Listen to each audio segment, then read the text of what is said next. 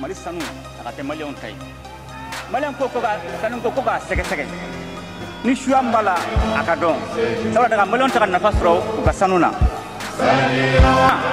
ko Mali jamana abolo asesle do kadi nazaroma akita ko ka akube bailema Malion ka sanu abika tay sabla daga ni nana ne para ka to mina ka para ka to mina do akete ni ma sona igasira amanga sira la ni sempre na beji kunu le mene amina ko Malion anyo bom de bo sadu konnala yani asimin kana anyo barake kata o kuma sadi kelin kumbe ka be ta suguneke ata suguneke atrabo explosive de dogolenka sadu konnala u ya mine u sa we explosive mine anim pulsu ka be farayo ko kala bi sadu kono we ka foye anwo menansi sudu anwo menansi kledo ite yere srata bara ko mo mabila jamana de ndo be blila ko fo mo dugu be blula wa mamunu be balo jamana bingali jugula mamunu be balo jangana reka okuma na premier toko la olu dugu mo chamambe olu be bla ila. J'ai dit que le Mali mettrait la main sur les stocks d'or et que Barrick Gold pourrait s'agiter, crier, hurler, gigoter, se tortiller. Quand le Mali aura décidé que la récréation est terminée, il met la main sur les stocks d'or. Pourquoi? Parce que cet or appartient au Mali et que c'est Barrick Gold qui faisait des profits exagérés. Et vous avez vu comment les Maliens ont testé Barrick Gold? Ils ont utilisé une méthode très simple. Ils ont commencé par exiger l'augmentation de leur part de bénéfice. Ils ont dit voilà, donnez-nous 500 millions de dollars de plus. Barrick Gold a mis la main à la poche et a donné.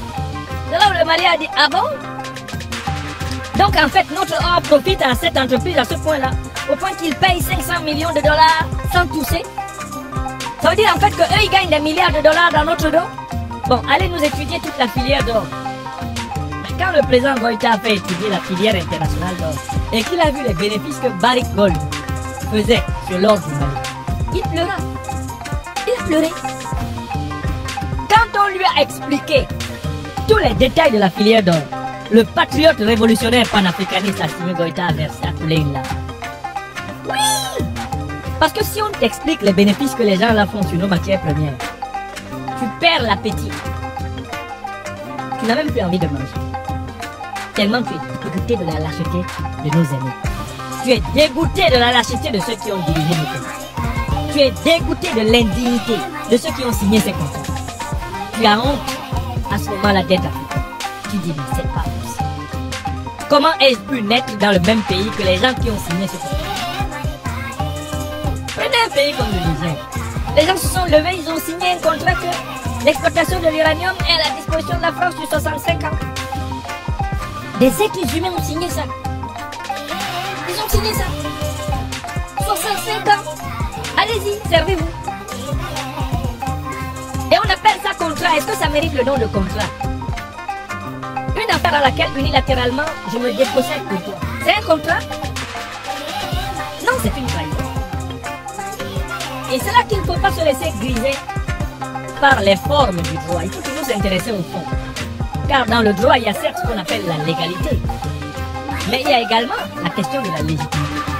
Un contrat peut être légal, mais ne pas être légitime.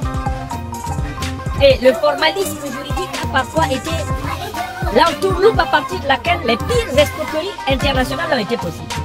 Étudiez par exemple au 19e siècle la fameuse histoire des protectorats qu'on a fait signer à des chefs traditionnels africains et qui ont été transformés en colonisation. Étudiez cette histoire, vous n'en reviendrez pas. Vous verrez comment on a utilisé le droit international comme en fait un outil de filouterie. On te fait signer un document qui est écrit dans une langue que tu ne comprends pas. Et plus tard, on t'explique qu'en fait, tu as signé que désormais tu es soumis à une puissance. Et que c'est trop tard, puisque en droit, quand tu as signé, tu es engagé. Plusieurs chefs traditionnels africains ont engagé leur communauté sous la domination coloniale en signant des documents qu'ils ne comprenaient pas.